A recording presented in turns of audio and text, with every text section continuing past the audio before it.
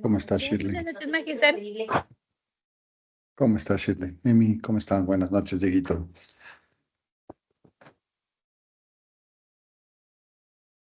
Una buena noche, Magister. Qué bueno verles. ¿Cómo están? Em,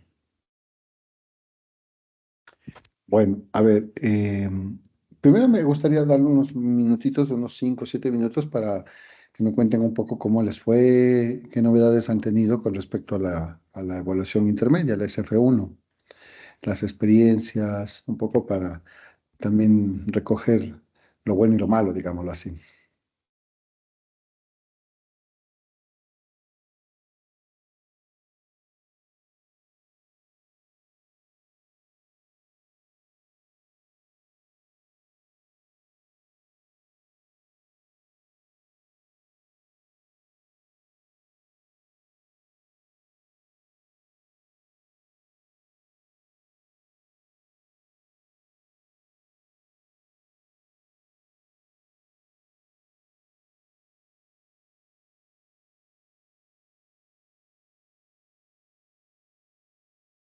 Dieguito, Diana, Emi.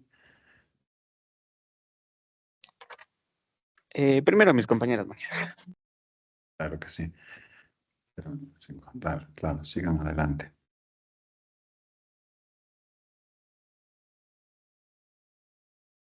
Carolina, si deseas hablar. Emi, primero tú alzaste la mano. Ok, bueno. No sé qué parte exactamente desea saber, estimado Santiago. Para decir que la actividad fue divertida, la exposición fue divertida. Obviamente todo el proceso de elaboración fue un poquito caótico porque se nos cruzó muchísimo el tiempo, pero la realización de la exposición de la sumativa final uno sí fue divertido, la verdad. Creo que trabajamos súper bien, realizamos la actividad, no sé, de manera práctica, pusimos en acción todo lo que investigamos y me parece muy bueno. De hecho, creo que sería una muy buena sugerencia que todos los profesores implementaran técnicas como las que nosotros investigamos porque se desarrolla súper bien. Eso, eso en cuanto a mi experiencia. Buenísimo. Lo malo, ¿Yo misma o alguien más? no, sí. Cada uno debe decir lo bueno y lo malo, ¿no? Lo malo, yo creo que desde el inicio la organización, ya eso creo que estaba más que hablado, más que tratado, y creo que hemos sido hasta demasiado enfáticos en esa situación, pero poniéndolo sobre la mesa es una actividad que teníamos que realizar. Obviamente, por lo general, cuando uno no tiene experiencia en algo, siempre se resiste o se pone resistencia a hacer algo diferente, ¿no? Pero también forma parte importante de la educomunicación, aprender a hacer las cosas de formas diferentes, permitan la interactividad y en este caso la participación activa, algo que logramos con esta actividad, lo cual en este momento estoy valorando mucho, pero hace 4 días no, porque me quitó el sueño, ay, me desorganizó muchísimo, pero se logró. Ujú. Ok.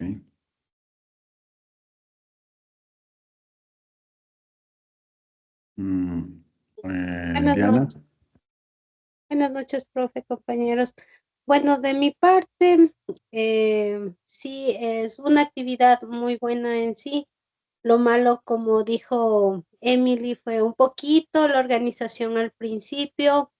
Nos dio la oportunidad a nosotros como estudiantes de poder acoplarnos a otro tipo de trabajo, no estar en nuestro centro a veces que es el confort de nuestro equipo de trabajo. Sin embargo, pudimos nosotros salir con cada uno de los trabajos a pesar del tiempo que sí fue complicado, porque este tema mismo de la organización de que sea em, cada materia sea con personas diferentes, sí nos tomó de nuevo porque no hablo, creo que, no sé si hablo solo en mi caso, pero sí fue un punto de quiebre para todos, porque nos causó un estrés terrible. Algunos no sabíamos con qué grupo, dónde, cuándo, cómo, sí hubo un poco en ese proceso, pero de ahí en el proceso de crear cada uno de los productos, yo creo que sí fue algo muy bueno, constructivo, eso. Ok.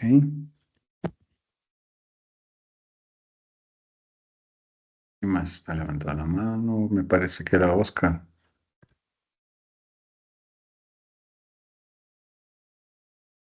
Shirley. Sí, buenas noches, magister. Bueno, de su materia, lo que puedo decir es que con mi grupo sí creo que nos divertimos mucho haciéndolo, lo disfrutamos. Em,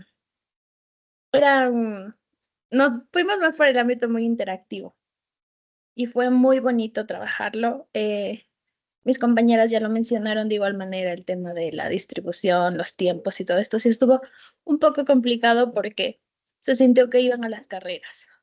No sentimos como que tuvimos un espacio, sino que todo era la carrera. Y tal vez eso nos hizo poner más nerviosos, nos hizo colapsar un poquito, entonces eso la organización como que faltó mucho.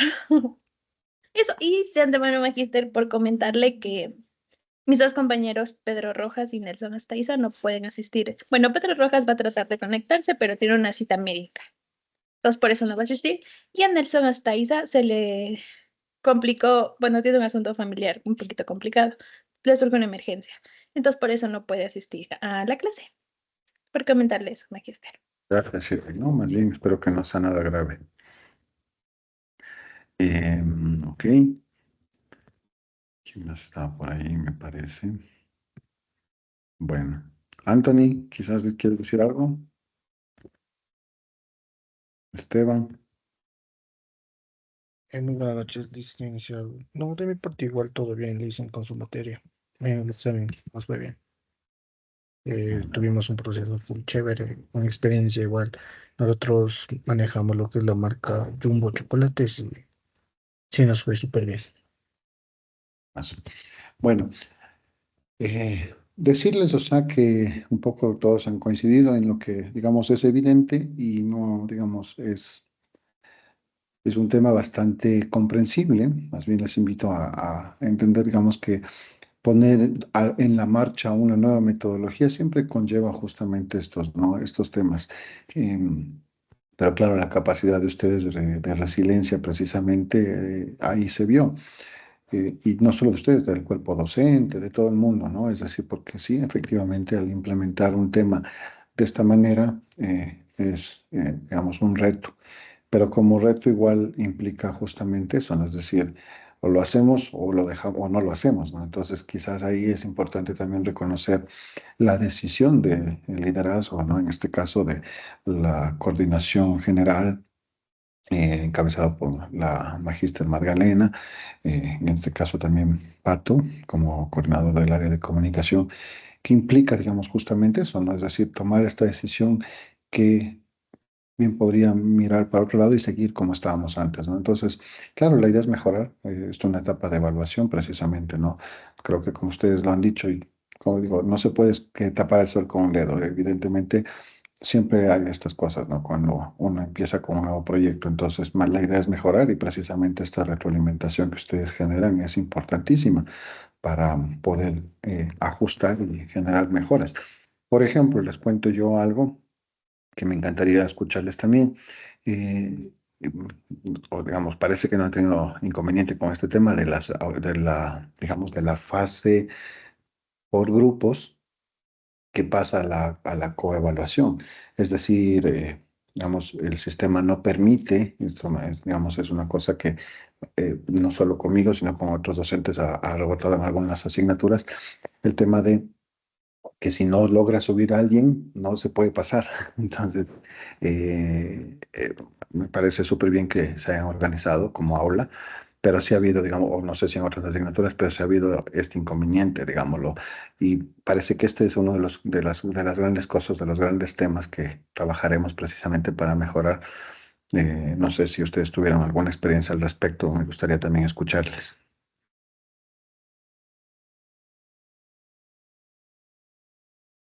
Dieguito. Buenas noches, Magister. Buenas noches, compañeros. Sí hubo algunos inconvenientes en la materia de metodologías y en la materia de planificación de la comunicación. Hubo estos problemas en donde ciertos compañeros que no pertenecían al grupo teníamos que nosotros hacer la autoevaluación de ellos. Entonces, creo que obviamente se entiende que es problema de plataforma, pero sin embargo, como nosotros tenemos un tiempo estimado para responder a esta autoevaluaciones, sí nos preocupa un poco. Entonces, nosotros con Nelson hemos intentado comunicarnos con todos los magísteres con los que ha habido problemas. Sin embargo, lo que nos han dicho es que es un problema de TICs. Entonces, no sé si tal vez se abrirá un nuevo espacio o solo calificamos a las personas que nos salgan. Y justo que bueno, eso es importante, por eso, como digo, o sea, independientemente de que les haya ido coincidencialmente o porque se realizó bien la cosa, eso es independiente de, pero que les haya ido bien esta asignatura no implica justamente que no podamos sumar para mejorar, ¿no? Entonces, es aleatorio, ¿no? Lo que tú acabas de decir es un tema aleatorio. Entonces, claro, si te ha tocado con un compañero, digamos, esa es la metodología que está implementada en este momento y que, como digo, probablemente parte de esto de escucharles es generar un ajuste, un arreglo, ¿no? A esto.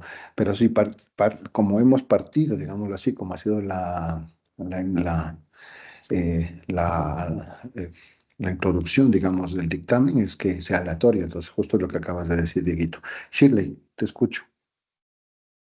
Sí, Magister, escuchando esta metodología de aleatorio, bueno, en parte creo que el grupo realmente sabe cómo trabajaron entre ellos. Yo hablo por mi grupo, nosotros sabemos qué rol cumplió cada quien, pero en otros grupos no sabemos si alguien no se presentaba en las videoconferencias. Entonces, eh, fuimos lo más, quiero hablar por mí, yo todo lo puse bien porque no sabía si trabajo o no trabajo, no quería perjudicarle a la compañera, que es algo que no hubiese querido que me pasara a mí. Entonces, sí me parece, no me parece esta metodología, no la veo tan, podemos calificarle mediante que vimos la exposición, obviamente sí, pero no lo que hay detrás, las investigaciones, las noches de desvelo y todo eso, que también se debería tomar en cuenta. Ujú. Muy buena observación. Muy buena, de hecho. Me deja sin argumentos, digámoslo así. Pero, es muy buena observación. ¿Quién más? Al que les abro el espacio para que puedan decir las cosas. Diego tiene levantada la mano, magister. Dieguito, perdón, no vi.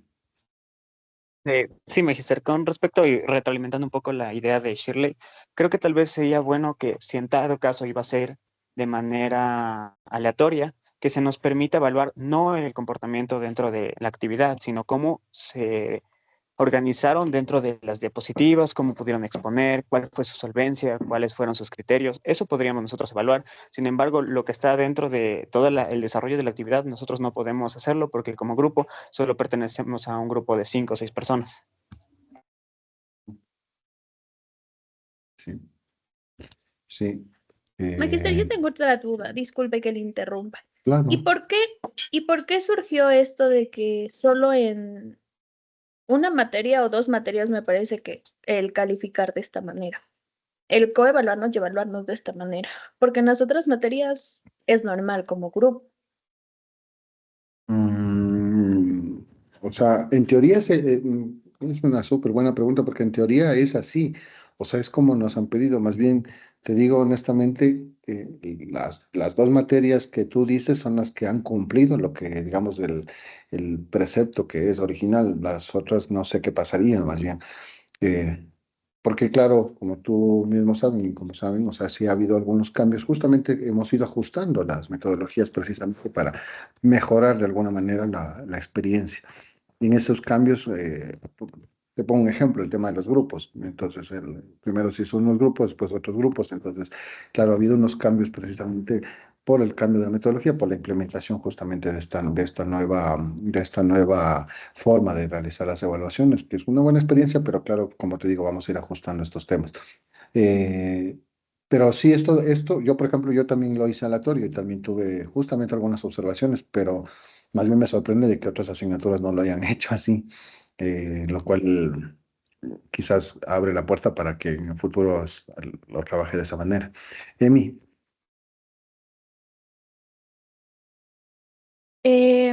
A ver, estimado Santiago, me agrada muchísimo la metodología, no me parece mala, pero reitero el hecho nuevamente, la organización. Yo creo que la comunicación es vital.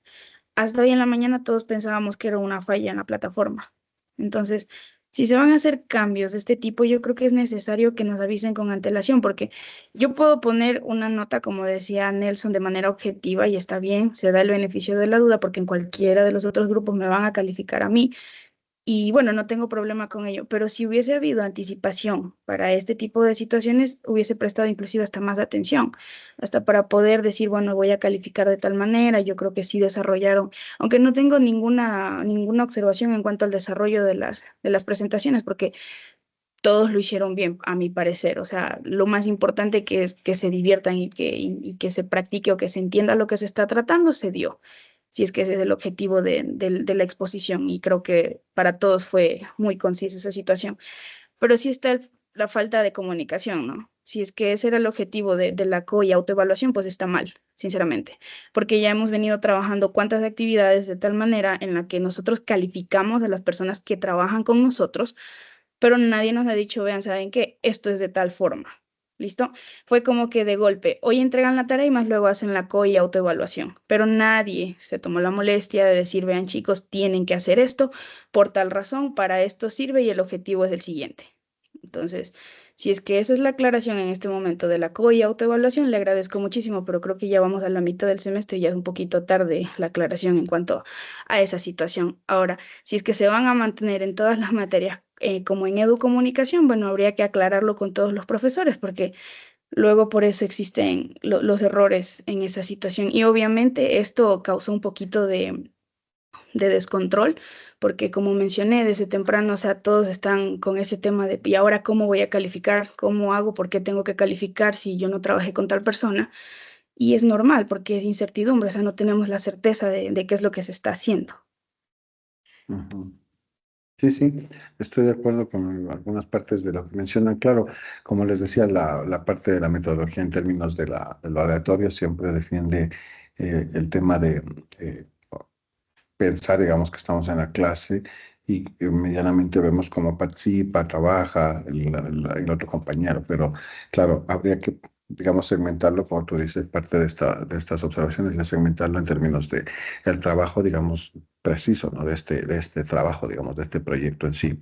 Pues claro, ahí sí ya tendría un sentido diferente que no sea aleatorio, sino más bien evaluativo en términos de si trabajó o no en el grupo, que es lo que pasó en algunas exposiciones. Decían, no, el compañero no contestó, no respondió.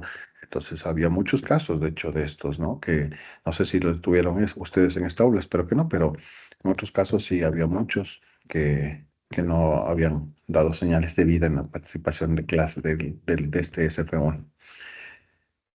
Ok, María Soledad, ¿alguna observación, alguna cosa? Buenas noches, profe. Buenas noches, compañeros. Creo que ya lo han dicho todo. Realmente lógica no la encuentro. De hecho, hasta cuando realizamos las tareas colaborativas y tenemos que evaluar a los propios compañeros del equipo, existe problemas. Más aún cuando yo no sé cómo ha trabajado compañeros en otros equipos. Y comparto lo que dice Emily, este semestre pues no se han socializado muchas cosas. También considero que esto de las evaluaciones y coevaluaciones debería tener una fecha específica, quizá para todos, es decir, para todas las materias. Porque, por ejemplo, yo estoy en el trabajo y veo, si tienen que hacer esto hasta las 2 de la tarde. Yo no puedo acceder al teléfono en un horario laboral. Entonces mi disponibilidad es a partir de las 5 de la tarde, pero me ponen un horario cuando yo tengo otras responsabilidades. Entonces, esto se me complica. Pero también esto de evaluar a otras personas con las que quizá nunca he trabajado, no le veo la lógica. De hecho, más bien lo que hicieron los otros docentes me parece lo adecuado. Este es tu equipo de trabajo, evalúa a tus 4 compañeros restantes. Eso me parece lo óptimo. Pero sí considero que es un tema de desorganización terrible. Tengo que estar pendiente de la plataforma si es que se abrió o no se abrió. Y eso para mí es un tema complejo para el trabajo. Entonces sí sería bueno que tenga fechas establecidas y decir, bueno, todas las materias se abren tal día, se suben las tareas tal día y se cierran tal día. Pero a mí me ha tocado estar desde el jueves anterior. Revisa y revisa la plataforma a cada rato y no me parece conveniente eso. O sea, tener fechas establecidas como, por ejemplo, las tareas se suben hasta el domingo 11 de la noche, perfecto. Pero hay ocasiones que ponen fechas y no se cumple. Entonces yo tengo que estar revisa y revisa y la verdad, por tema laboral sí se me complica. Esa sería mi observación, profe. Ok, muy bueno, chévere. Ok, está bastante claro, digamos, sus observaciones que las recojo para transmitirlas. Lo que es importantísimo ir mejorando. Creo que es básico, de hecho, las cosas más importantes que tenemos es mejorarlo. Shirley y Dianita. Ya, sí, Magista, sí. Tocando el temita que dijo María Soledad, que también es súper importante. Sí, como lo menciona, hay en tareas que no, ya subimos el documento y se habilita como 3, 4 días después para evaluar y coevaluar. Entonces, eso nos quita tiempo. Tenemos que estar revisando, revisando, revisando. Yo tuve una confusión porque yo revisaba la evaluación sumativa porque en esta semana, ¿qué teníamos que hacer? La evaluación sumativa y al mismo tiempo la tarea, porque habían materias que no estaban activadas, que no podíamos hacer la evaluación y la coevaluación antes, cuando teníamos tiempo, pero ya vino la sumativa que igualmente yo tenía que abrir la pestaña, poner una materia, poner evaluación sumativa y tarea 4 para ver que todo esté en orden. Y ahí me pude dar cuenta que en una materia no había evaluado, entonces en eso también nos genera confusión. Ujú.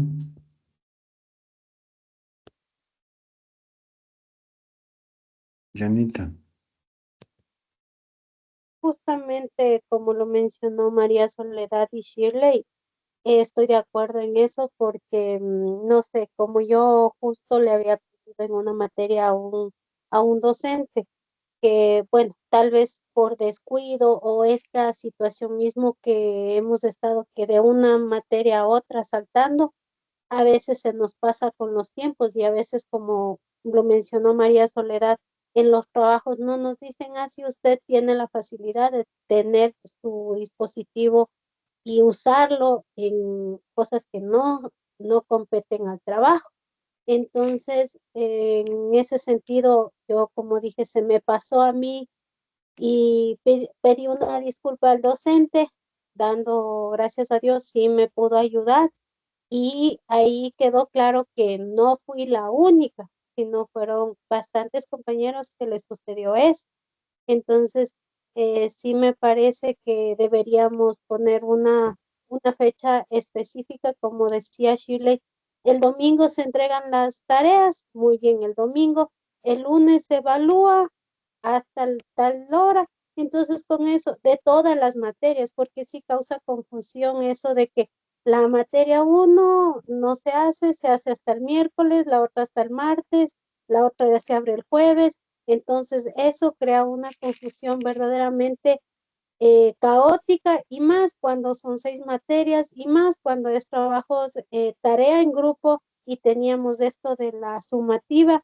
Creo que por eso se nos, se nos juntó todo y sería bueno que a partir de las otras tareas que vienen, o sea, se pueda dar así. La tarea se cierra el domingo hasta tal hora. Yo creo que todos los compañeros estarían ya de acuerdo en ese sentido y van a estar atentos a que se cierra la tarea tal fecha, una fecha establecida. Al siguiente día se evalúa de todas las materias también. Entonces, creo yo, desde mi punto, Ahí nadie se perdería, nadie estaría. ¿Quién no evaluó? ¿Por qué no evaluó? ¿Quién abrió? No evaluó. Entonces, creo eso yo, ¿no? Sí, está muy bien.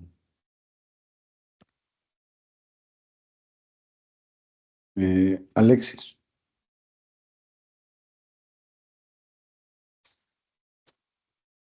Y llegué. ¿Cómo está? ¿Cómo está? ¿Cómo le va? Buenas noches, estimado magíster. Bueno, como mis compañeros igual indican, bueno, no es su culpa tampoco. Lo que igual nosotros pedimos es que usted nos ayude, bueno, llegando a la fuente, porque ustedes como docentes saben quién es la fuente de la organización de todo este tema. Eh, en realidad, como igual una compañera lo dijo, igual habemos personas que trabajamos y no podemos ocupar el teléfono y no podemos estar igual a expensas de que algún profesor nos diga, tienen que hacerlo hasta tal hora o pueden subir el deber hasta tal hora por descoordinación de ellos mismos. Entonces, bueno, el tema es que si está en sus manos, nos ayude a transmitir este tema para poder mejorar en este aspecto, ¿no? Porque ya lo hecho está y no podemos seguir juzgando, sino que buscar una mejoría para poder igual continuar de mejor manera. Eso es, estimado profesor.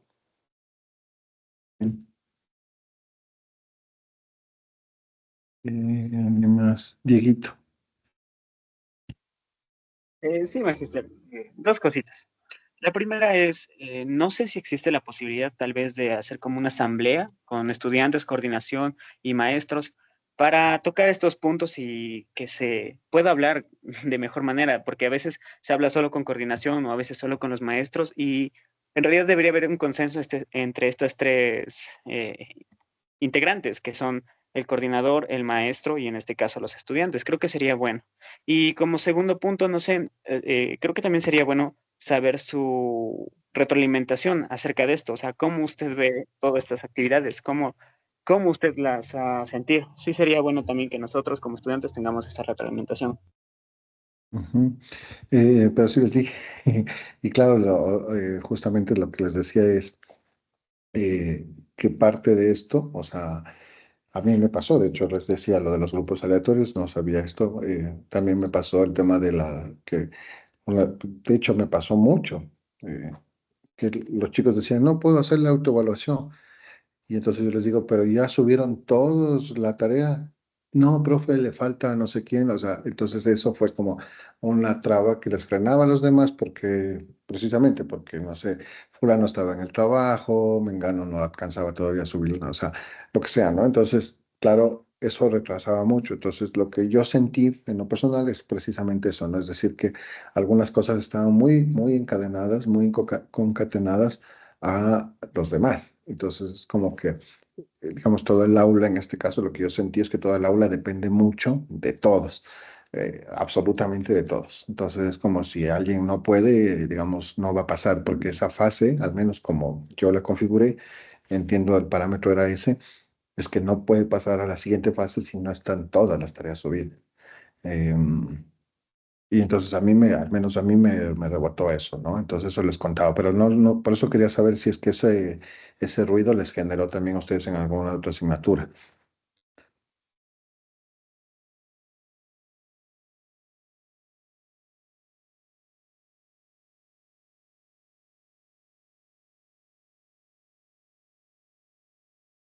Magister Diego tiene levantada la mano. Creo que no le sale cuando levanta la mano. Dieguito. Sí, sí le dije, pero de ahí creo Ah, que me dijeron que. no, magister, se quedó alzada, mil disculpas. Ajá, ok. Pero sí, eso no sé si ya respondí tu pregunta y Sí, la segunda, magister. Y no sé qué opina tal vez de la primera. déjame cargar. La primera era sobre, perdón,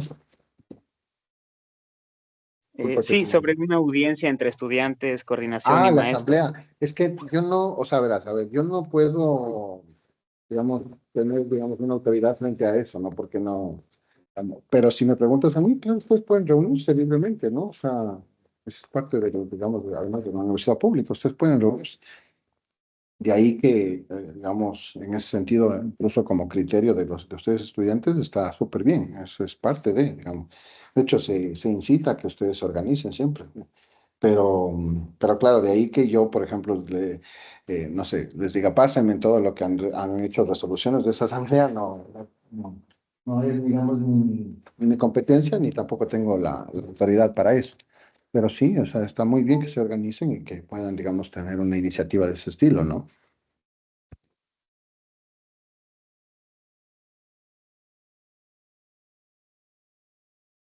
Listo, Magister, muchas gracias.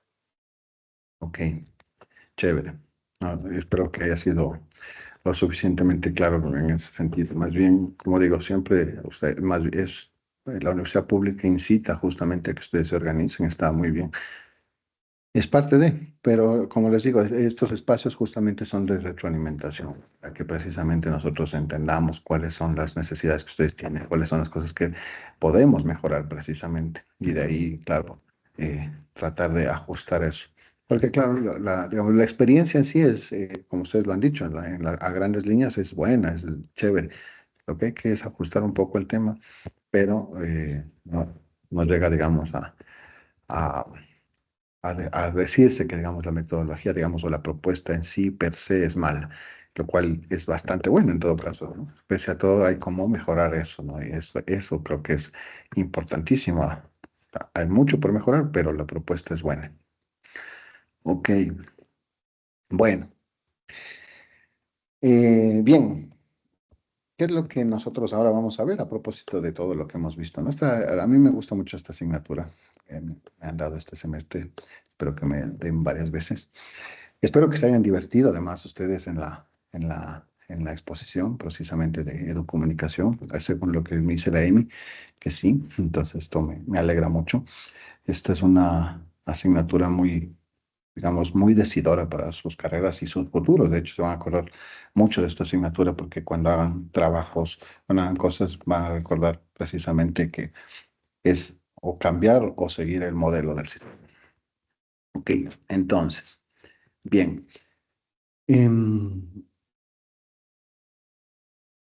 Nosotros ya, digamos, sabemos, ¿no? A primera vista siempre sabemos que vivimos en una sociedad totalmente hiperconectada, ¿no? Estamos totalmente conectados. Voy a prender la luz. Voy a encender la luz. Estamos totalmente conectados en esta sociedad y por lo tanto, parte de eso me han traído las curas.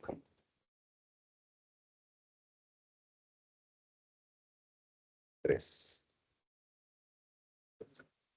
Entonces, todos tenemos redes sociales, todos tenemos Netflix, Alexa quizás, Siri, algunos con teléfonos, y hoy más que nunca necesitamos precisamente aprender a leer críticamente esta conectividad. Es decir, los mensajes que nos transversalizan, nos abordan, nos envían en las redes sociales, nosotros necesitamos cada vez tener una lectura mucho más crítica. Entonces, vemos, por ejemplo, un noticiero, un resumen de una noticia, por ejemplo, en TikTok, pero también vemos un meme o vemos noticias generadas a través de la inteligencia artificial. Entonces, parte de eso justamente es que nosotros entendamos que no es un tema del manejo de la herramienta en sí, sino que estamos hablando de una revolución en términos tecnológicos, ¿no? Y en términos de la educomunicación, es una revolución educativa en la que el papel de quienes hacen la educomunicación eh, es precisamente utilizar estos medios, ¿no? Y cambiarlos radicalmente. Eh, entonces, lo que nosotros hemos venido hablando siempre, que es parte de, a mí se me chocaron los horarios precisamente, yo quería estar en su exposición, les voy a ser muy honestos, pero tenía que evaluar en otra aula, entonces ya no pude, pero quería estar presente ahí porque esta es una, como les digo, esta es una de las asignaturas que más corazón tiene. La otra es semiótica, porque eh, los chicos, los chicos y las chicas escogieron películas a su agrado, entonces soy muy cinéfilo, como ustedes saben. Entonces, estas dos asignaturas son las que más me quería estar presente en estas. No pude, porque me cambiaron de horario. Pero digamos, en esta clase, vamos nosotros a explorar cómo desde Latinoamérica, con Kaplún, con Freire, Martín Barbero, y a propósito, un paréntesis, ¿no? Entonces, por eso es que yo al grupo les voy mandando un montón de cositas de extractitos, memes, de fotos, porque están cotidianamente generando, primero, conocimiento y segundo, información. Y tercero es que la idea es romper el aprendizaje del aula, ¿no? Es decir, nosotros estamos permanentemente conectados. Ese es el objetivo de que yo les mande. Que ustedes vean el meme de Paulo Freire o de algo, o un video, creo que les mandé un video. Ah, sí, el de Foucault. Y lo vean pues, en el bus, en el metro, en donde sea, eh, o en la ducha o en el baño, y que aprendan, ¿no? Es decir, rompemos el parámetro del aula, ¿no? Esa es la idea. Entonces, yo lo que invito es a pensar juntos y que vamos, o sea, a cuestionar, esa es la idea siempre, cuestionar y que abramos el aula a los medios, que es lo que hemos hecho, ¿no? Y por lo tanto, ser críticos también, o sea, abrimos, no solo abrimos un grupo de WhatsApp, sino que abrimos desde una perspectiva más crítica, ¿no? Porque educar para nosotros hoy no es solo enseñar a leer o la alfabetización, sea digital o en este caso la tradicional, sino a leer imágenes, ¿no? Discursos, sonidos. Por ejemplo, yo, un paréntesis, he visto, ¿no? En realidad no son memes, he visto, ¿no? Carteles que dicen, eh, te enseñamos, o sea, claro, ¿no? Para adultos mayores, así como te enseñamos a navegar por TikTok, por Facebook, abrir ni sé qué, ¿no? Pero no he visto así como una cosa de, te enseñamos a educarte, ¿no? A través de las redes sociales, ¿no? O a utilizar, o a discernir qué es falso y qué es fake news, ¿no? Qué es fake news y qué es real, ¿no? No he visto eso, ¿no? Y creo que sería chévere en una perspectiva comunitaria generar este tipo de cosas, porque claro, está bueno también no tener esta infoxicación. Bien, entonces, para empezar, es importante que nosotros eh, pensemos desde cómo las tecnologías y los medios de comunicación las usamos todos los días. Es decir, nos despertamos, lo primero, bueno, yo hablo en primera persona, es más, ni siquiera abro bien los ojos y veo el teléfono a ver qué notificaciones tengo. Entonces, desde que nos despertamos hasta que nos acostamos, precisamente también, es como en la noche acostarme y mirar lo que no había visto en todo el día. Entre esos los mensajes a veces suyos que me mandan por interno, porque a veces no leo o sea, leo los del grupo, a veces no leo los del grupo, entonces eh, empiezo a despachar ese momento. Entonces, hay una avalancha, ¿no? De mensajes, ¿no? Pero también de estímulos visuales en términos, por ejemplo, el Instagram, TikTok con los temas sonoros. Entonces, nosotros estamos constantemente presenciando cómo nos informan los medios a través de las redes sociales. Entonces, eso implica que va moldeando nuestras emociones, nuestras creencias e incluso nuestras formas de aprender. Esto de los algoritmos ya lo habíamos puesto un ejemplo, ¿no? Entonces, si ustedes empiezan a hablar sobre o buscar sobre, no sé, turismo en Machu Picchu, seguramente les va a salir después anuncios de viajes a Machu Picchu, ¿no? Porque eso es parte de esto, ¿no? De la... em,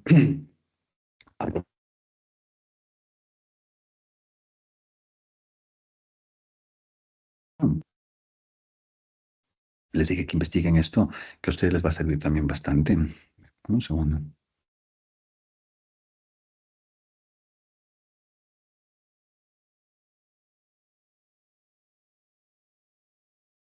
Ya, aquí está.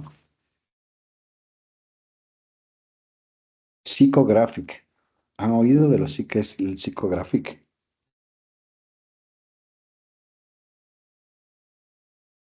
Probable que no, pero si alguien ha escuchado, me encantaría.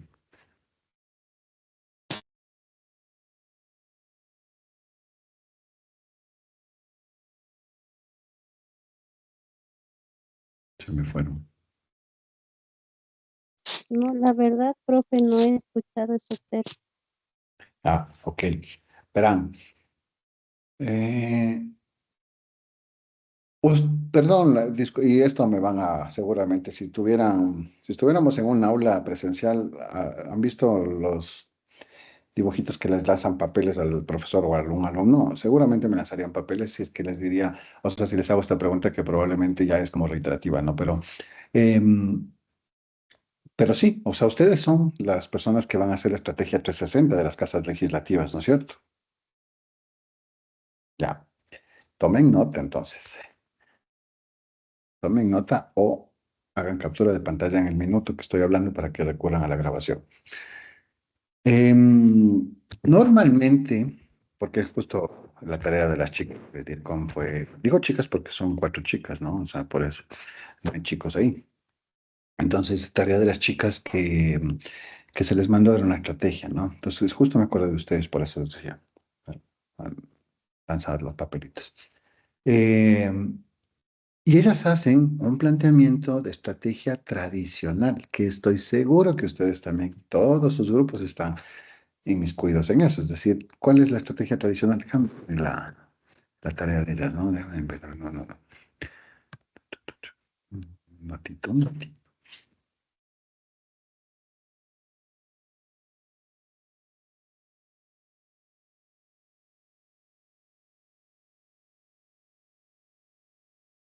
Ok, ¿dónde está la estrategia? Comunicación.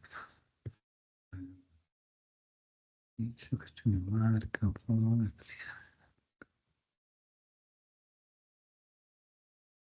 ya, campaña 360. Ok, entonces dice, publicidad digital y social media, marketing con influencers, posicionamiento SEO, pautas en redes sociales, publicaciones, materiales médicos, ni sé qué, ni sé cómo, y ya, por ahí va. Alianzas institucionales, narrativa, tal. Ya, digamos, esto es lo tradicional, ojo, ¿no? Entonces, pese a que, escuchen, dice, obviamente esto no es, digamos, una crítica, por eso ni lo proyecto, ¿no? Digamos, es parte, digamos, del aprendizaje. Entonces dice publicidad digital y social media en Instagram, TikTok, YouTube, que está dirigido a un target, ¿no? Ya. Eh, un target en términos de edad, ojo, dice, a personas de 25 a 45 años con estilos de vida, tal, ¿no? No. Y marketing con influencers, se va a buscar credibilidad a través de voceros e influencers o que traten el tema, digamos, del trabajo, ¿no? ¿Ok? Posicionamiento SEO, generación de contenido educativo, ya, eso. ¿Ok? Blogs, newsletters, podcasts sobre... Ya. Entonces, ¿cuál es la tradicional? Justamente lo que acaban de hacer. Y esto probablemente ustedes lo van a pensar, es como gente de 25 a 45 años. Las nuevas tendencias, ojo con esto, las nuevas tendencias hablan de de lo que se llama la psicografía. ¿Qué es la psicografía? Es el estudio de las personas, esto es una clase de educomunicación, les va a servir de todas maneras, pues solo es una pausa educativa, el estudio del cliente basado en su psicología. Tienen que ver esta película que se llama El Dilema en las redes sociales. ¿Quién vio esta película, El Dilema en las redes sociales? Nadie.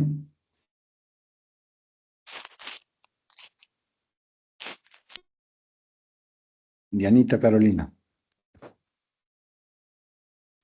No, profe, no he visto esa película, pero vi algo similar del avance de las redes sociales en Netflix, Ya. Pero, ¿por qué dices que algo parecido? porque se trataba, no recuerdo bien el nombre de la película, pero hacía énfasis en que hoy en día cómo estamos nosotros conectados con las redes sociales, cómo a veces todo se enlaza y depende de la información que está en las redes sociales y cómo se la maneja. Es decir, por ejemplo, los chicos hoy en día con esto a veces del bullying y todo, rápidamente toman captura de una pantalla o de lo que sea que ven en los colegios y ya se hace viral. Entonces eso hacían un análisis en esa película. Ujú. ¿Cómo se llama la película tuya? Y ya la reviso, profe, no la tengo en mi cuenta. Ya le digo. Ok. Bueno, entonces, voy a mandarles de tarea que vean esto y más bien, ¿se acuerdan que incluso ahora que recuerdo, también había una cosa que dejamos pendiente precisamente para después de esto? ¿Alguien me recuerda? Sí, Magister, tenemos que ver una película y, bueno, presentación, pero no era esta semana, era para la otra semana. ¿Pero cuál Tenemos que película era? responder, era eh, El nombre de la rosa. Ah, y era claro. Ya. Ujú. Mm, pues sí. Y ya les mandé incluso la tarea y todo, ¿no? Sí, ya nos Sí, había mandado. Ya. sí, de hecho ya creo que estamos organizados para eso. Ok. Entonces, creo que voy a replantear el foro. Ya voy a pensar. Bueno, entonces, ¿por qué es importante esta película? Primero, porque ustedes tienen un trabajo de estrategia 360. Segundo, porque el tema de las casas legislativas soy yo el que puse. Y tercero, porque esto es educomunicación. Por lo tanto, es una asignatura que me compete transversalizar. Y cuarto, porque precisamente es súper importante para educomunicación este componente que les voy a explicar, pero que sería buenazo apalancarnos de la película, porque siempre, desde una perspectiva didáctica, siempre es mejor aprender. No, o sea, sí, evidentemente soy cinéfilo, me gusta el cine, pero siempre siento yo que es mucho más didáctico enseñar a partir de la pedagogía, digamos, participativa y educomunicativa. Bueno, en todo caso, para resumir, entonces la psicografía, no, digamos lo que decíamos anteriormente, entonces claro, tú dices de 25 a 45 años, ¿no? Ni sé qué, ni sé cómo. Los papás que sean madres solteras, ¿no? ¿Sí? La psicología, y por eso la importancia de esta película, es que hay un caso que se llama el de Cambridge Analytic, porque ellos generan el estudio del cliente a partir de los rasgos psicológicos, es decir, basado en la psicología. ¿Qué quiere decir eso? Que ya no me importa la edad, sino me importa qué creencias tienes, qué valores tienes, qué intereses. Ojo esta palabra. Por eso es que cuando estás en Instagram o en Facebook dice intereses, ¿no? Entonces, ¿qué intereses? Entonces, a mí me interesa el fútbol, a mí me interesa el maquillaje, a mí me interesa pilates, a mí me interesa las fiestas, ¿sí? Los bares, las promociones 2x1, ¿sí? ¿Cuáles son los estilos de vida y la personalidad? Entonces, a diferencia de los datos demográficos, ojo con esto, recuerden, ya anoten los datos demográficos. Entonces, cuando hagan la estrategia 360, se van a dar cuenta que ustedes van a caer en los datos demográficos, que no está mal, pero añadan lo que les estoy diciendo, que es la psicografía, y van a hacer un gol y les va a ir muy bien en la estrategia 360, porque no están metiendo eso. Entonces, claro, esa observación lo que se les hizo a las chicas de noveno en esta SF1, pero ustedes tienen un componente mucho más fuerte porque es el SF2. Entonces, además de las preguntas demográficas, sí, están los denominados psicografía que se denomina. Ahora, ¿cuál es la diferencia? La diferencia en los datos demográficos son, digamos, primero cualitativos, es decir, está incluido características como edad, que es lo que les decía, de 25 a 45 años. Género, has visto las encuestas, ¿no? Son, como te digo, son estas encuestas o estrategias tradicionales. ¿Qué edad tienes? 25, ¿qué edad tienes? 25 años, 45 años, ya lo que sea. Género, o sea, masculino, femenino, otro. Etnia, ¿cómo te identificas? Negro, blanco, azul, nada. ¿Qué educación tienes? Primero, segundo, tercero, cuarto nivel. ¿Qué estado civil eres? ¿Soltero, casado, divorciado? Es complicado. Ocupación, estudiante. Ingresos, sueldo básico, más de sueldo básico. ¿Dónde vives? Ubicación geográfica, al norte, al sur. Y así, esos son los datos demográficos. Pero entonces lo que yo les planteo es pensarse desde la psicografía que les decía. Entonces, ¿qué intereses te mueve? ¿Cuál es tu estilo de vida? ¿Cuál es la personalidad? ¿Cuáles son las creencias que tienes? ¿Eres católico, apostólico, romano, judío? Valores, ateo, la lealtad es un valor, el amor propio, el poliamor. O sea, todo eso te da un poder para entender a un cliente y por lo tanto tengamos a un futuro consumidor y por lo tanto generar una estrategia de marketing mucho más personalizada. Ojo con eso, mucho más personalizada y por lo tanto más relevante. Todo esto les voy a poner un ejemplo. Y por eso está en la película esta que les digo, El dilema en las redes sociales. Entonces Donald Trump, en su primera elección, utiliza esto con Cambridge Analytica porque además la denuncia es que Facebook le filtra estos datos psicográficos a esta agencia que es Cambridge Analytica y generan eh, publicidad dirigida. Así siempre me imagino esto de la teoría de la aguja hipodérmica, ¿no? Porque es así, justamente personal, ¿no? Entonces, un ejemplo sería, mm, vamos a imaginarnos un barrio X. Entonces, el barrio X tiene un problema porque normalmente hay asaltos ahí, ¿ya? Entonces, claro, lo que hace este algoritmo, o sea, digamos, estratégicamente, lo que hace es generar muchas fake news potenciando, en este caso, que el barrio es peligroso. Entonces, el barrio X es peligroso porque robaron una vez, ponle 2 veces en el mes. Pero a través de las fake news empiezas a generar así como, y otra vez robaron, no sé qué, no sé cómo, y empieza a circular cada vez más, generas fake news, no sé qué. Entonces generas un estado de miedo. Entonces, cuando va a visitar este candidato Y, con toda esta información te dice, mira, a este barrio ya lo hemos trabajado, este barrio es un barrio que tiene miedo.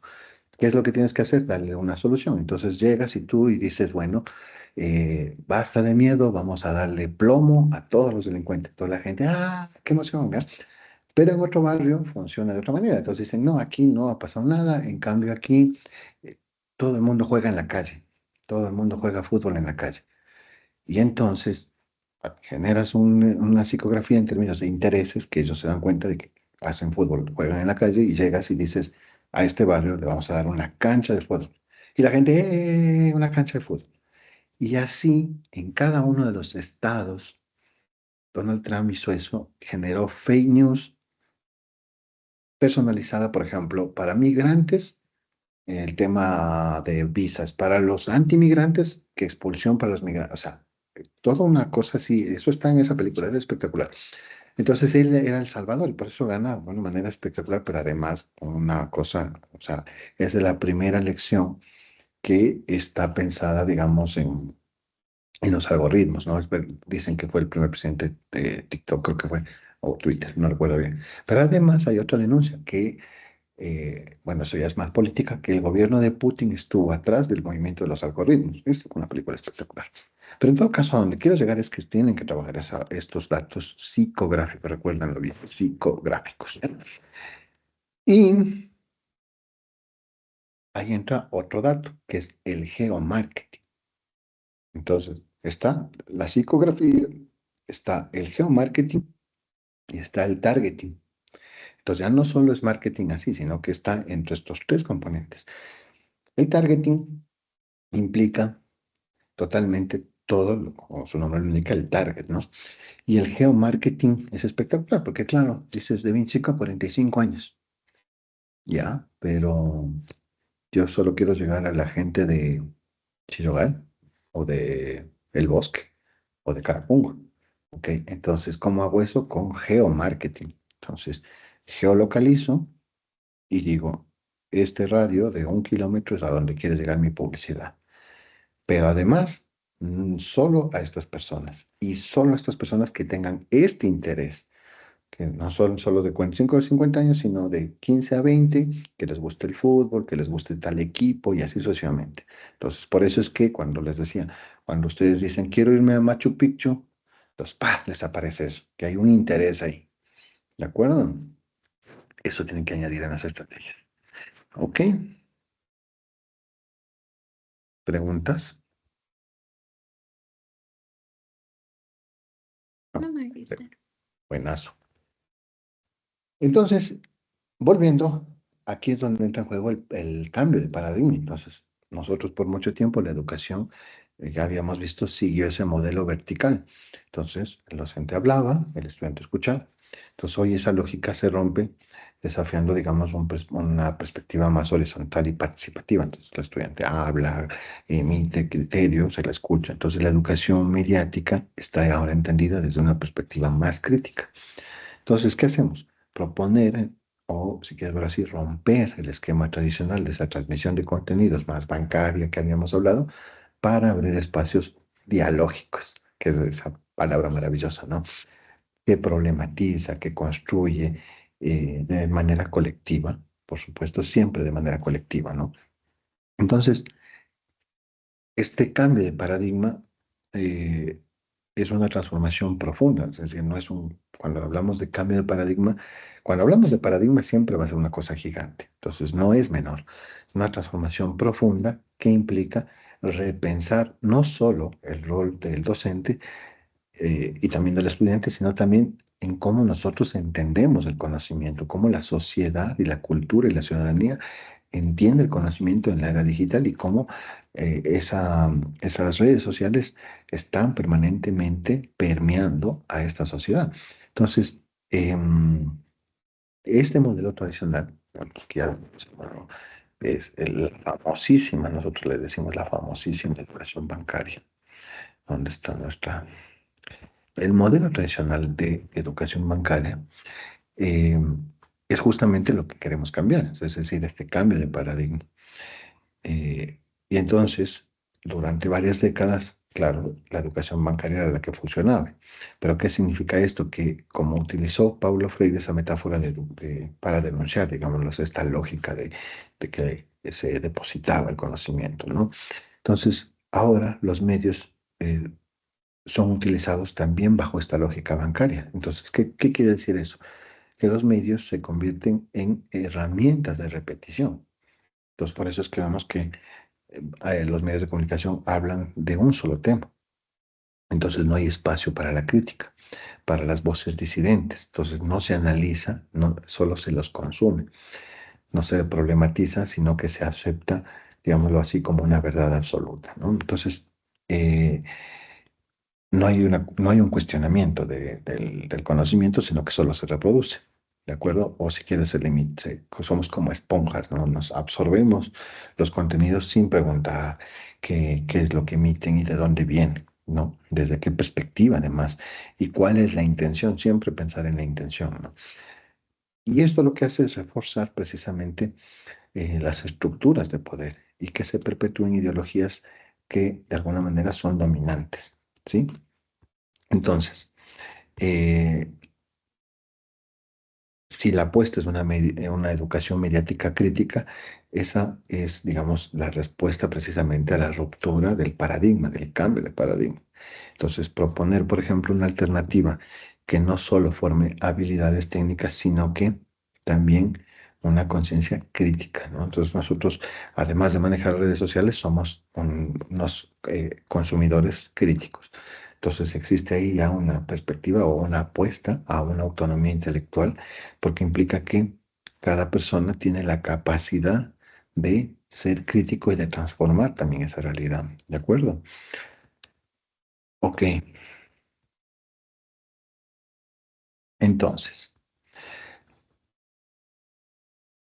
si ya vemos que existen limitaciones en el modelo este tradicional, que es este paradigma actual, entonces, en el mundo, principalmente en América Latina, empieza a sonar, digamos, la ruptura del paradigma. Es decir, cuando Paulo Freire y Kaplun entienden que comunicar es mucho más que transmitir datos y por lo tanto que educar es mucho más que repetir contenidos. Entonces, en este nuevo enfoque ya no hablamos de los estudiantes o las estudiantes, sino de personas activas que interpretan, cuestionan, crean, que es lo que han hecho, ¿no? Eso, me parece que esto se cumple a rajatabla, al menos en esta clase, porque ustedes están activos, han interpretado, han cuestionado, pero además han creado, precisamente en la SF1 han creado y les ha ido súper bien. Además, han hablado muy bien los docentes de su trabajo, déjenme decirle.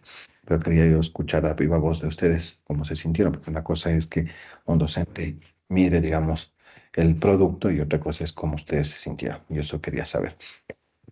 Entonces, la educomunicación viene a ser ese concepto, quizás un concepto clave, que invita a ese cambio. Entonces, siempre va a ser esa apuesta de que los medios no solo informan, sino que construyen una realidad. Por lo tanto, los medios no son neutrales, ¿sí? Sino que siempre van a ser como estas herramientas que narran y que narran a partir de un interés, es decir, están cargados de significados, están cargados de una ideología. Por eso, la educación mediática, digamos, lo que estamos intentando ver en esta clase es que la educación mediática no solo debería limitarse a enseñar, es decir, yo les voy a enseñar a manejar la cámara, a poner el trípode, a tener una perspectiva de la fotografía, ¿no?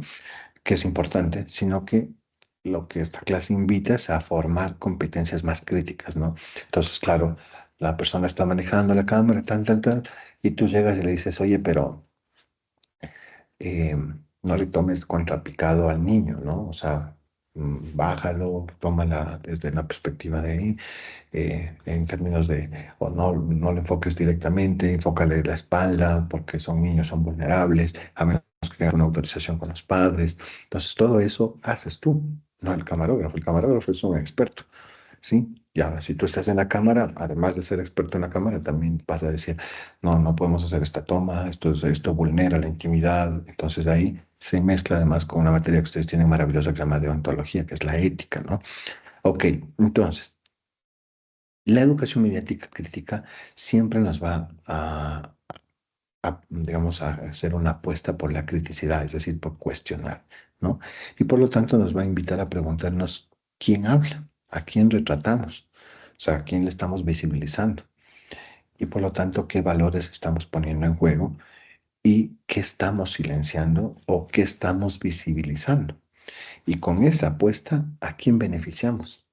Entonces, claro, esta apuesta está beneficiando, por ejemplo, qué sé yo, al gobierno o al municipio o a la gente, ¿no? A la ciudadanía, a las personas adultas mayores, a las personas que han sido vulneradas, ¿sí? Entonces, la idea es como ir desarmando los estereotipos y identificando cuáles son las intenciones ocultas que están detrás de la construcción de los relatos, de las narrativas que dominan en los medios de comunicación y que a veces, muchas veces ni nos damos cuenta cuando manipulan, sino que lo notamos, por ejemplo, cuando lo escuchamos a través de las cajas de resonancia. Cuando hablamos de cajas de resonancia, me refiero, por ejemplo, a que, no sé, tu sobrino, por ejemplo, o tu abuelita, o tu madre, o tu padre, alguien repita algo que tú sabes que está mal. Entonces, ahí es cuando tú dices, wow, esto está pegando demasiado fuerte que está llegando, ¿no? Entonces, esto es importante porque cómo transformas si no pones a la persona, digamos, en el centro como protagonista de ese propio aprendizaje y por lo tanto de dudar precisamente de estos contenidos que le llegan. ¿De acuerdo? Ok. Entonces, cuando hablamos de esta educación mediática, lo que nos interpela es a ir comprendiendo el papel que juegan las tecnologías de la información y la comunicación, que son las denominadas TICs. Es decir, dentro de esta cultura digital, ¿qué papel juegan estas TICs? Entonces ya no podemos verlas a las TICs como esas herramientas técnicas, sino más bien como esos aliados que nos permiten a nosotros generar, por ejemplo, entornos culturales mucho más inclusivos y por lo tanto nos permite relacionarnos, ¿no? Ok. Las nuevas TICs nos ofrecen a nosotros una apuesta, digamos, su nacimiento concibe en la apuesta de democratizar el acceso a la información. Entonces, hoy por hoy hay millones de personas que pueden aprender, investigar, crear, participar, conocer gente sin necesidad de una biblioteca física o de una gran inversión, sino un simple wifi te va a permitir hacer eso, ¿no? Entonces, emergen esos nuevos formatos comunicativos, ¿de acuerdo? Y en esos nuevos formatos están los podcasts, los memes, los reels, los blogs, que son formatos que van combinando siempre desde una perspectiva más multimedia. Cuando hablamos de multimedia, hablamos que está lo visual, lo sonoro, lo textual, ¿no? Y esto permite nuevas formas de expresión, pero también de participación, porque, digamos, la gente está constantemente reutilizando los contenidos que ve en Internet. Cuando tú ves algo y dices, está chévere, haces una captura de pantalla o copias el enlace, le mandas a alguien y dice, mira lo que vi, te puede interesar. Eso es justamente la reutilización, ¿no? La creatividad de transformar. Pero claro, no todo es color de rosa. Entonces, las tecnologías de la información y la comunicación no son neutras. Entonces, em, también tiene riesgos. Entonces, uno de esos riesgos es precisamente la sobreinformación. Es decir, nos saturamos de tanta información que a nosotros nos va a generar una dificultad comprender tanta información. A mí me ha pasado, espero que no les pase eso, pero cuando tienes demasiada información, empiezas a salirte de grupos porque es demasiada información. Yo les compartiría pantalla que vean cómo tengo la bandeja llena de WhatsApp de archivada, o sea, además de la normal, la de archivada. Es así como un montón de mensajes de grupos de todo, así que hasta de Chile, o sea, porque hay una sobreinformación. Y sigo saliendo, me siguen incluyendo en grupos, ¿no? Entonces, ¿cuál es la idea de esto? Es que la educación mediática tiene el desafío de formar personas que puedan habitar este mundo digital de forma crítica sin sobresaturarse. Pero es lo que a mí me pasa, que no espero no les pase a ustedes, pero digamos, sería normal, digamos, en el marco de que estés metido hasta en un grupo de la familia porque es como falta comprar pan y leche o papel higiénico. Entonces, hay un grupo que se llama familia que precisamente está para eso. Entonces, hacen grupo para todo, ¿no? Entonces, estamos saturados, ¿no es cierto, Shirley? Sí.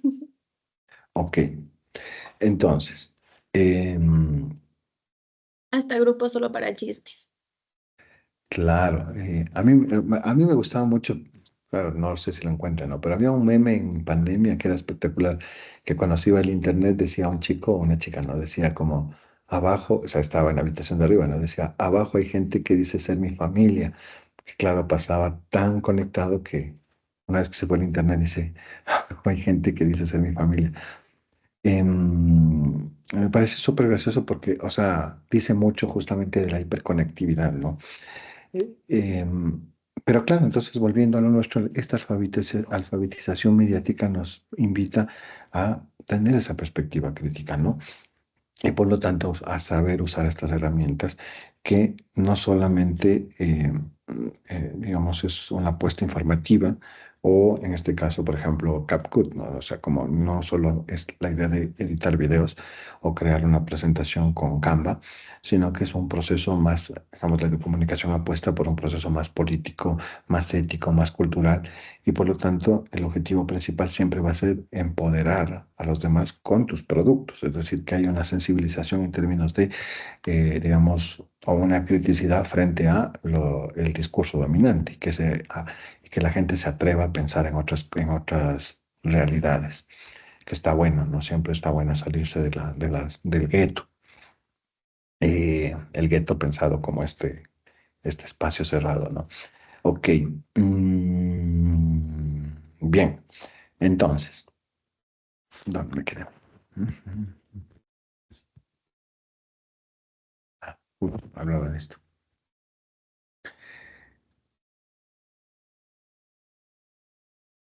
La pregunta siempre que vamos a hacernos es, ¿quién está hablando? ¿Desde dónde está hablando? ¿Y para qué está hablando?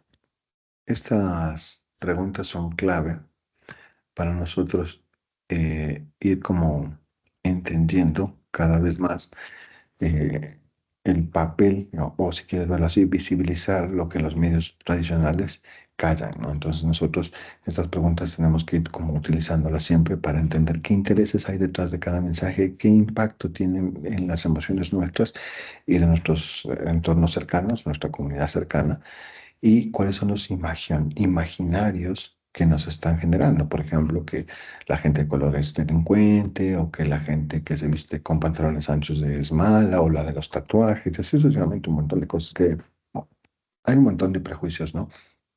Muchísimos que transversalizan a todas las familias. Ok, y hay otros que no, evidentemente. Que no, que si fumas cigarrillo, que no sé qué, que no sé cuánto, ¿no? Ok. ¿Dónde estamos?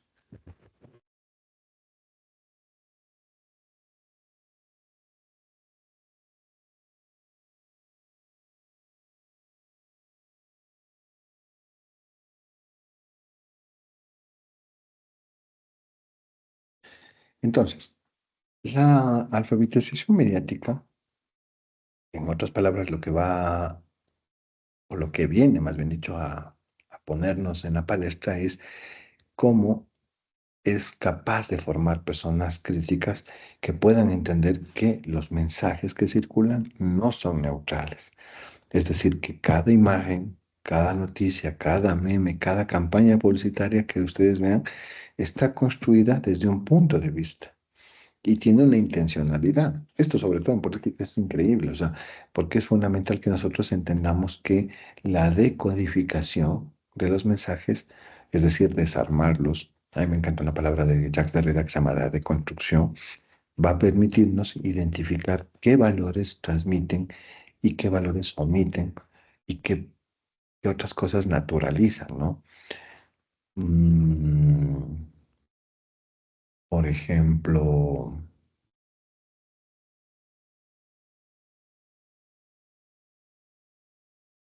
naturalizar, por ejemplo, es que, o al menos intentan naturalizar, que cuando juega la selección, por ejemplo, mañana, siempre tienes que ver con una Pilsener, o sea, porque es el auspiciante oficial, y por lo tanto, o sea, no vas a ver el fútbol con una Coca-Cola. Rarísimo, ¿entiendes? O sea, es como, es intento de naturalización, ¿no? Entonces, a propósito, mañana juega, ¿qué horas juegan? ¿Alguien sabe? Creo que a Creo las que a 8. las 4. 8:30. Ah, 8.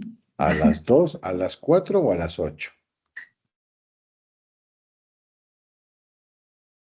8 creo, profe. Ujú.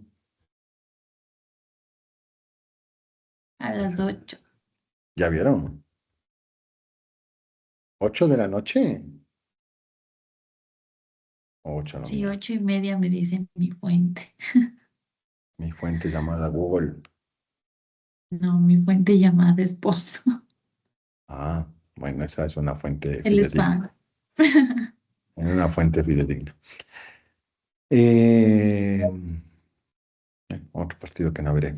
Digamos, los nuevos entornos de aprendizaje, entonces, hoy por hoy, la escuela ya no es el único espacio para aprender. Es justo lo que hablábamos al inicio. Cuando hablamos de escuela no me refiero a la escuela como tal, sino me refiero al proceso de enseñanza, ¿no? Es decir, al aula, si quieres verlo así, ya no es el único espacio para aprender. Es decir, el aula tradicional con su estructura, ¿no? Es decir, nosotros mismos estamos ahora en cada uno de sus espacios que ustedes han decidido tomar la clase, puede ser en el trabajo, en el auto, en la casa, en su habitación, ¿sí? Eh, entonces ya no hay pupitres, está transversalizado por otras cosas, ¿no? Eh, pero igual hay un horario, entonces por eso es que la idea es romper eso precisamente, ¿no? Entonces, cuando vemos TikTok, cuando vemos YouTube, muchas personas ven eso como entretenimiento, pero nosotros vemos con otros ojos, ¿no? Es decir, como espacios que nos pueden ayudar a aprender algo. Yo, por ejemplo, dicho sea de paso, siempre estoy viendo, o sea, cuando necesito algo en términos de recetas de cocina, acudo a TikTok porque es rápido y me dice cómo hacer. Ok, entonces, en ese contexto, la educación formal ya no puede ignorar precisamente estos nuevos lenguajes y ni siquiera puede ignorar estos nuevos escenarios. Entonces, pretender que el aprendizaje solo ocurra dentro del aula o solo dentro del PDF, me encantaría hacer un meme de esto, es desconocer precisamente la era digital en la que viven, digamos, en la que vivimos todos. Que además yo soy de la idea de que nosotros somos estudiantes permanentes, ¿no? Es más, alguna vez algún docente me dijo eso, me dijo, o sea, nosotros somos estudiantes permanentes y el momento en que dejes de ser estudiante, ya, o sea, ya la cagaste, ¿no? Porque era como, o sea, la idea es que estés permanentemente formándote, porque si no, pues ya te conformaste con el conocimiento que te quedaste. Entonces, la clave entonces está en diseñar metodologías que nos permita activarnos y que no se limiten a incorporar justamente herramientas para cumplir, por ejemplo, parámetros, sino que estas herramientas logren integrar justamente, que es lo que decía la línea al inicio, ¿no? Es decir, que estas herramientas, por ejemplo, que utilizaron, podrían ser utilizadas. Dice, ¿por qué no usan estas herramientas? Entonces, claro, la idea sería como apostar precisamente a eso, ¿no? Yo voy a utilizar algunas de esas, de hecho. Entonces, digamos, la tarea que tiene la educomunicación es, digamos, en este entorno digital, es precisamente facilitar. Y cuando decimos facilitar, no quiere decir controlar, ojo, ¿no? Sino es facilitar, es construir un puente entre el conocimiento académico, que es el que están ustedes formándose, y los saberes que circulan en los medios digitales, ¿sí? Eh, Porque, vamos, cuando hablamos de saberes, entendemos que la verdadera educación mediática ocurre cuando se conecta la escuela, la aula, con la vida. Eso es lo que hemos visto desde el primer día, ¿no? Es decir, si no hay conexión con la vida, queda meramente académico y eso a la educomunicación no le sirve. ¿De acuerdo? Bien.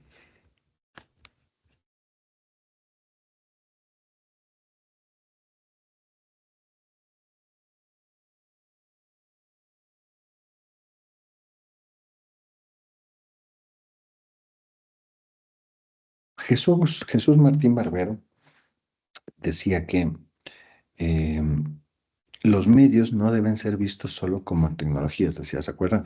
Sino como mediaciones culturales. Entonces, ¿qué significa esto? Que los medios siempre están, digamos, o nosotros estamos siempre permeados por los medios, es decir, está con nosotros. El mundo está desarrollándose a partir de los medios. Eh, y por lo tanto, nuestra experiencia está de alguna manera también influenciada por esos medios y los significados que construimos a partir de esa experiencia con los medios.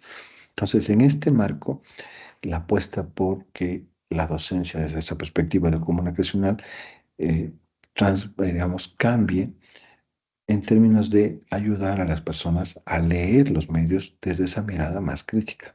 Es decir, que tenga un contexto, ¿no? Entonces, claro, cuando tiene un contexto, resulta que ya entendemos, por ejemplo, que los estereotipos, que los silencios, que los puntos de vista eh, pueden, digamos, digamos, deconstruirse, ¿no?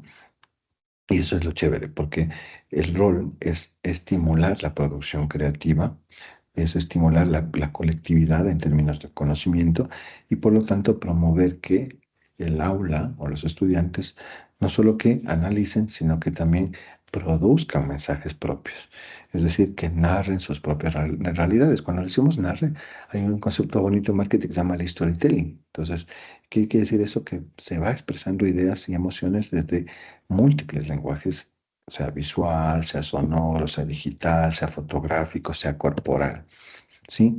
Y entonces se fomenta una cultura del diálogo entre estos saberes, donde cada voz va teniendo una experiencia. Por eso se llama, además hay un concepto maravilloso que se llama el diálogo de saberes. Debería mandarles a leer eso también.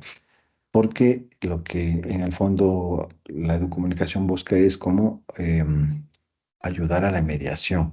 Es decir, cuando ayudar a la mediación es decir que está en medio y en el medio no es para controlar, sino para unir, para construir ese puente entre los saberes académicos y los saberes de la vida cotidiana. ¿Para qué ir más lejos? De hecho, otra tarea interesante en la educomunicación sería pensar el 21 de junio. ¿Qué se celebra el 21 de junio en este país? En la Sierra Centro, para ser más exactos.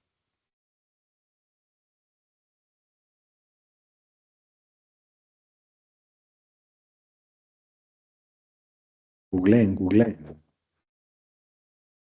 No es el Inti Raymi. Es el Inti Raymi, justamente. Entonces ahí existe el diálogo de saberes, por ejemplo. Justamente. ¿Alguien ha ido o ha visto? Sí, A ver, ¿de qué se trata?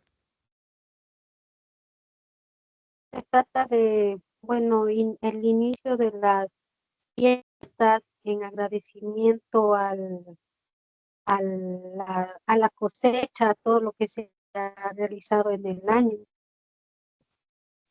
Eso es, y se celebra por cada uno de los, de los pueblitos que están cercanos y rodeados al, aquí en la zona. Por ejemplo, cada pueblo tiene su ideología y su perspectiva de acuerdo a esta fiesta, ¿no? Por ejemplo, a pesar de ser pueblos que están unidos bajo las mismas ideas del Inti Raymi, a veces hasta pueden compartir vestimentas similares y pueden hacer ciertas cosas tradicionales, siempre tienen diferencias en cuanto a la comida, al agradecimiento que están haciendo o a la fiesta.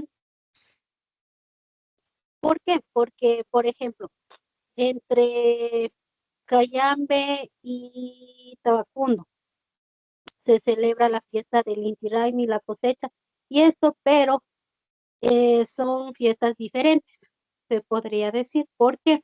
Porque, por ejemplo, acá dicen que se celebra San Pedro de una manera diferente Cayambe, pero en, en Tabacundo se celebra también San Pedro, pero haciendo como que a ramas de gallo y cosas así, pero es diferente. Eso me refiero. Ujú. Sí, o sea, claro, y es lo que acabas de decir es súper importante porque esa diferencia es justamente lo que estamos diciendo ahora, es decir, cada uno, por ejemplo, arriba donde hacen las camisas es eh, mm, se me fue. Está Cotacachi, donde es la toma de la plaza, y arriba en las camisas de... Bordada, Sí, ¿cómo se de hecho, llama? ¿Cómo se llama el actores lugar? punto de toma de la plaza. Eso es algo histórico y simbólico que en cada pueblo tienen una hacienda, entonces siempre es memorable hacer la toma de la plaza de la hacienda, en la que sea. Por ejemplo, eso se hace desde la zona de Zuleta, en cada punto de Zuleta. las zonas de... Exacto, pero claro, ahí digamos, eso te decía, entonces la diferenciación está, por ejemplo, que en Zuleta hacen coplas justamente en la hacienda. En cambio, en el Cotacachi hacen la toma de la plaza, pues además es mucho más guerrera, mucho más sangrienta, inclusive la policía ni siquiera se mete ahí. Entonces, cada uno tiene sus propias diferenciaciones, ¿no? Porque es interesante justamente por el proceso histórico. Entonces, en Zuleta agradecen precisamente al hacendado por darles no sé qué, en cambio la otra se toma la plaza, y así en otros lados, ¿no? En otros lados también hay otras diferenciaciones. Entonces, a mí me encantaría mandarles de tarea esto también como comunicación, porque el Inti Raymi o Fiesta del Sol, como se le conoce, eh, es mucho más que una celebración en términos educomunicativos, es decir, mucho más que una fiesta ancestral folclórica. Que esto, puta, yo ayer, por ejemplo, en las evaluaciones, digo el sábado, no timbre de un segundo, me encantaría, me encantaría enviarles esta reflexión. Voy a pensar en dónde le meto esto del Inti Raymi, porque tiene muchísimo que ver con el proceso dialógico de nuestra asignatura, muchísimo. Y si hay gente de Manabí, deberíamos hacer una encuesta aquí. Si hay gente de Manabí, también hay unas cosas interesantísimas en Manabí también, o de Guayas, es decir, cada una de las regiones tienen celebraciones súper bonitas, que sería bueno también rescatarles desde un proceso de comunicación Claro, de hecho eso es algo súper bueno poderlo abordar, ya que como habíamos manifestado a veces en reuniones de los barrios, se ha perdido mucho este tema de la cultura. ¿Por qué? Porque ya no se lleva la misma vestimenta ancestral en los bailes, porque los jóvenes lo han tomado, por ejemplo, solo como cosa de salir a festejos, a veces a beber y esas cosas. Ese tipo de cosas no es el Inti Raymi en sí, sino es el poder agradecer al sol por todos los beneficios que ha dado a la tierra y todos sus beneficios también, pues. No es solo que salir a bailar, por ejemplo, aquí en lo que está ya en Betabacundo, no es solo salir con un zamarro, medio puesto alguna cosa y ya, sino hay otras, cómo se interpreta la vestimenta, tanto en los hombres, las mujeres, que es una guasicama, que es una warmi, entonces todas esas cosas son diferentes. Ujú. Sí, precisamente, muy bien. Ok, bueno, mm, creo que con esto cerramos nuestra clase. Espero que ya les mando ahorita las diapositivas para que la tengan. No sé si tienen alguna duda. Delia, Osquita. No, profe, Ok, chévere. Bueno, entonces, muchísimas gracias por asistir a esta clase y nos vemos la siguiente. Voy a seguir trabajando con las notas que tengo que pasar antes de la medianoche. muchas gracias, Magister. Que tenga una buena Ah, noche. Hasta luego, Muchas compañera. gracias. gracias. Gracias, profe. Buenas noches. Adiós.